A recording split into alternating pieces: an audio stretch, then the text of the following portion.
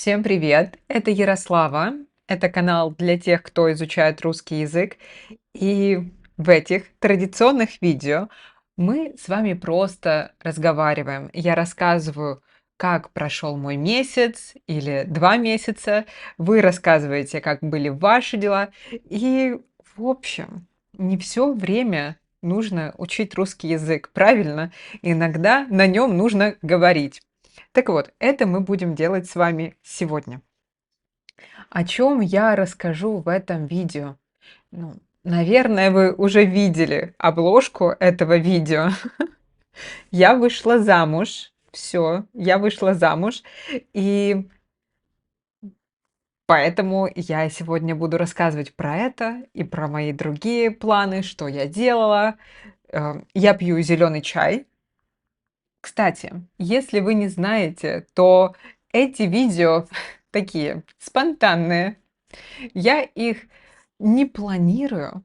Точнее, у меня есть какие-то идеи, о чем я буду говорить, но я говорю как обычно, как в обычной жизни.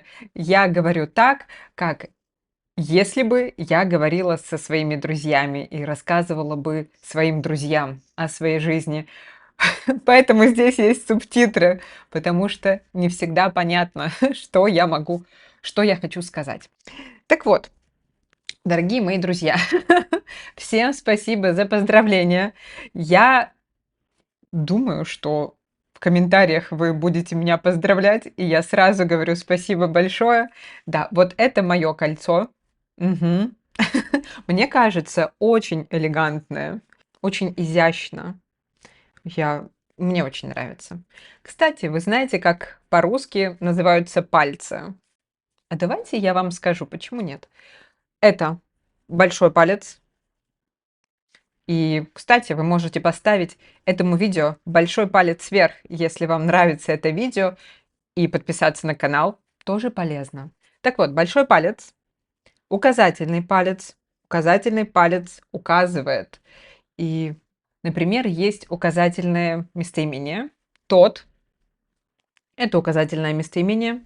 Средний палец, но он посередине, средний, так же как среда посередине. Это безымянный палец. Безымянный, что значит, что у него нет имени. Что немного нелогично, потому что безымянный — это его название.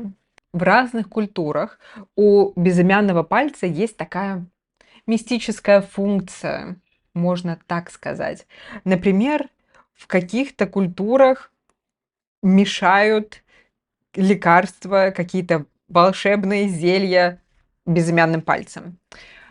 В какой-то культуре безымянный палец считался волшебным, магическим, и поэтому есть теория, что безымянный палец называется безымянным, потому что он такой волшебный, магический, мистический, и его нельзя называть. Это как Волан-де-Морт из Гарри Поттера. Палец, который нельзя называть. Вот. И это мизинец. Мизинец Мизинец — это старое название младшего сына, но сейчас так никто не говорит, и это только мизинец. И если вы смотрели «Игру престолов», то персонажа, персонажа Питера Бейлиша тоже называют мизинец. 19 апреля у нас была церемония, свадебная церемония. И что еще сказать? Все, я теперь жена. Так вот, что я могу рассказать интересного о вообще моей свадьбе, о моем муже и так далее. Например, у нас была онлайн-церемония. Мы поженились 19 апреля, в прошлую субботу, и у нас была онлайн-церемония. Вы представляете, что можно пожениться онлайн? Ну, мы были в одной комнате, но человек, который нас женил, и наши свидетели, все были онлайн. В штате Юта, в США, можно зарегистрировать свой брак вот так удаленно. И да, что для этого нужно? Для этого нужен только ваш паспорт нужно заплатить деньги, нужно заплатить специальную пошлину, и все, и выбрать время и дату, и все. И пригласить двух свидетелей. Почему, например, мы не женились оффлайн в Аргентине? Потому что в Аргентине, я не знаю точно, я могу ошибаться, но когда мы узнавали о требованиях, о документах, что нужно сделать, чтобы пожениться в Аргентине, то все показалось как-то очень сложно. Нужна специальная бумага, нужна специальная справка, что вы не состоите в браке. Потом нужно 2 свидетеля, но это не проблема. И последнее, самое необычное, самое неожиданное. Я не знаю, может быть, это неправда, но я просто это прочитала в интернете. Чтобы пожениться в Аргентине, нужно, сделать тест крови на разные болезни. Почему? Ну, в общем, да, мы подумали, что это как-то все очень сложно. Зачем так все делать сложно? И поэтому мы решили пожениться онлайн. Как мы познакомились? Видите, я говорю немного хаотично. Ну, простите, пожалуйста, я немного эмоциональная. Конечно, это очень эмоциональная тема. Видите, я даже немного нервничаю и смеюсь. Так вот, мы познакомились тоже онлайн. Да, мы познакомились онлайн в группе, в одной группе в "Фейсбуке", где люди ищут языковой обмен, партнера для языкового обмена. И мой молодой человек, сейчас муж, тогда никто, да, он искал просто носителей русского языка, чтобы практиковать свой русский язык. И я подумала, он американец, и я подумала: в принципе, это неплохая идея. Можно тоже, подтянуть свой английский язык, и можно тоже попрактиковать свой английский язык. Что могу сказать? В результате он не говорит по-русски. Я говорю по-английски, но мне кажется, что мой английский язык, ну ладно, он стал хуже в какой-то момент, но сейчас мой английский язык в хорошем состоянии, но в какой-то момент он стал очень плохим. И да, мой муж не говорит по-русски. Он понимает немного, но очень немного, только на какие-то бытовые темы.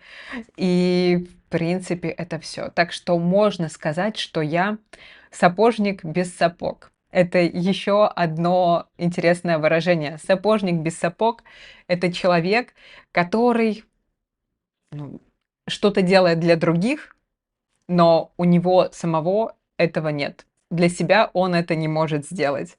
Так вот, я сапожник без сапог. Я учу людей говорить по-русски, но своего мужа я не могу научить говорить по-русски. Но ничего, я не переживаю. Однажды, в один прекрасный день, это может измениться. Кстати, у меня есть, а, и были разные студенты, которые начали учить русский язык, которые приходили ко мне как к учителю, потому что их муж, жена — носители русского языка. И по моей такой статистике, по моей внутренней статистике, потому что я всегда это спрашиваю, по моему опыту, люди начинают учить язык русскоязычного партнера только через 5 или 6 лет. Ну, это статистика моих студентов.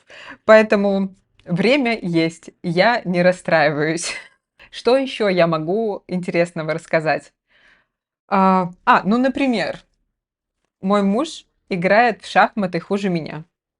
Я понимаю, что это сложно играть в шахматы хуже, чем я, но у него получается. И я очень ему за это благодарна. Потому что, когда мы играем в шахматы, я могу выигрывать, и я чувствую себя очень хорошо после этого. Я чувствую, что я не совсем ужасно играю в шахматы. Да, в общем, такие новости. Расскажите мне, что было у вас интересного в этом месяце. И да, а я пока продолжу. Так, я смотрю список того, что я написала и о чем можно вообще рассказать. Ну, да, я продолжаю учиться играть в шахматы. Моя цель, ну, не цель, да, можно сказать, моя цель, ладно. Моя цель сыграть в турнире и сыграть в этих шахматных соревнованиях не хуже всех. Это цель в процессе. И я думаю, я так ориентируюсь, что, наверное, в октябре или в ноябре я буду играть. Ваше здоровье! Я еще хотела поучаствовать в конкурсе фитнес-бикини, и я уже не так оптимистична, если честно. В начале года, в январе, когда я это все планировала, я думала, что у меня был план. И, как обычно, жизнь немного меняет планы. Человек предполагает, а Бог располагает. Мы строим планы, но жизнь эти планы как-то немного рушит. И я продолжаю тренироваться 5 раз в неделю. Я много хожу. Я стараюсь много ходить. Я считаю протеин, то есть я считаю, сколько я ем белка, я считаю калорий, но не всегда. И я думаю, что просто мой прогресс не очень быстрый. Ну, хотя, будем объективны, прошло только 4 месяца. На что я рассчитывала? Что я ожидала увидеть к концу апреля? Поэтому, может быть, к декабрю я смогу поучаствовать, но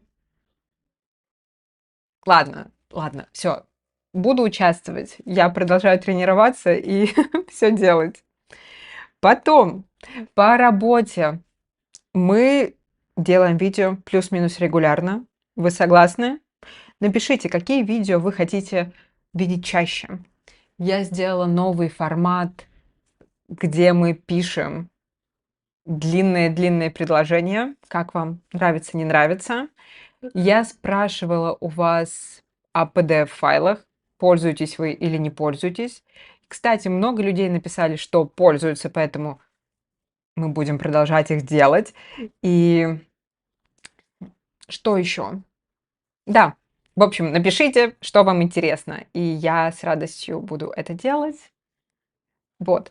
Еще я смотрела в сторону коротких видео. Вы смотрите короткие видео на Ютубе или нет? С одной стороны, это интересно попробовать, а с другой стороны,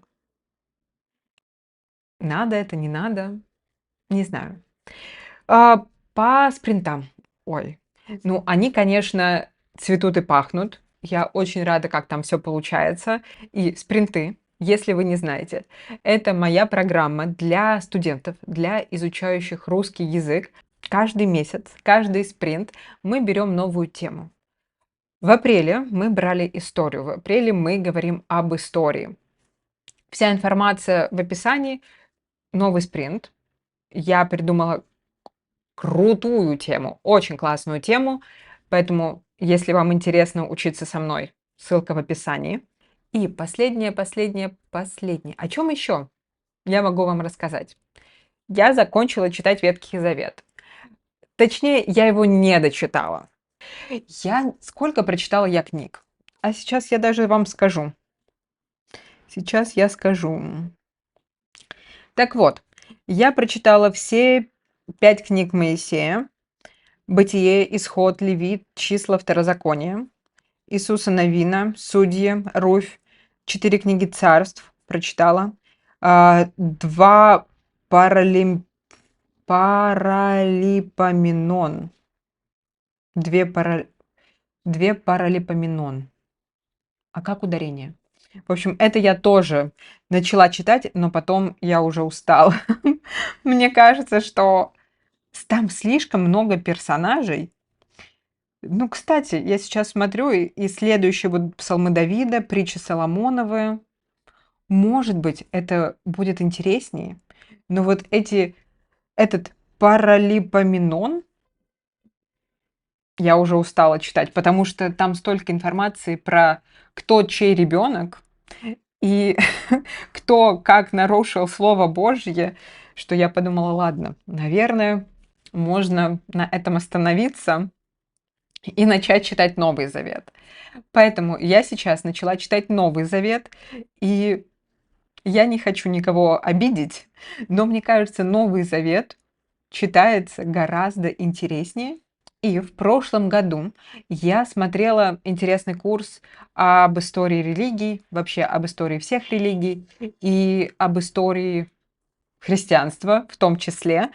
И автор этого курса был один, ну, философ, ученый, историк, человек, который изучает религии. И он написал перевод Нового Завета. И я начала читать в его переводе с его комментариями, и мне очень нравится. Я сейчас вам даже скажу, кто. Его зовут Андрей Десницкий. Это ученый, библеист. И, в общем, мне пока. Я только начала читать Новый Завет, пока мне очень нравится. Поэтому пишите, что вы думаете. Ну, последнее. Мы досмотрели «Белый лотос». Вы смотрели? Вы смотрели? Если вы смотрели, тоже напишите, что вы думаете. Ну, наверное, все. На сегодня все. Все ссылки в описании. И мы с вами встретимся на следующей неделе. Пока-пока.